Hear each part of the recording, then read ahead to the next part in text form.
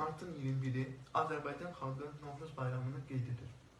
Novruz bayramı yazın gəlişini, torpağın oyanışının simvoludur. Öncə 4 çərşənbəmiz gəlir. Bu çərşənbələr yer çərşənbəsi, su çərşənbəsi, ot çərşənbəsi və torpaq çərşənbəsidir. Bundan sonra isə Novruz bayramı qeyd olunur. Novruz bayramında 7 cür təyyamlar hazırlanır və o təyyamların hər biri bir simvoldur. Qoğal günəşin simvoludur.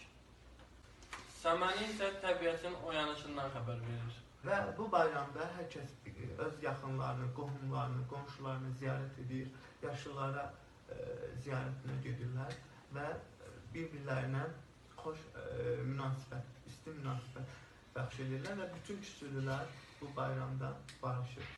Necə də gözəl bayramdır. Bu bayram uşaqların sevincini də yaddan çıxartmayıb. Bu bayramın simvolu olan Kosa və Keçəl insanları əyləndirilmiş, bayram sovqatı yığırmış, uşaqları güldürürmüş, sevindirirmiş. O gündən bu günümüzə qədər Keçəl və Kosanı Novruzda rol olaraq canlandıran insanlarımız olur. Şən və mehriban insanlardan seçilir bu insanlar. Əziz və dəyərli xalqımız, Bayramınız mübarək!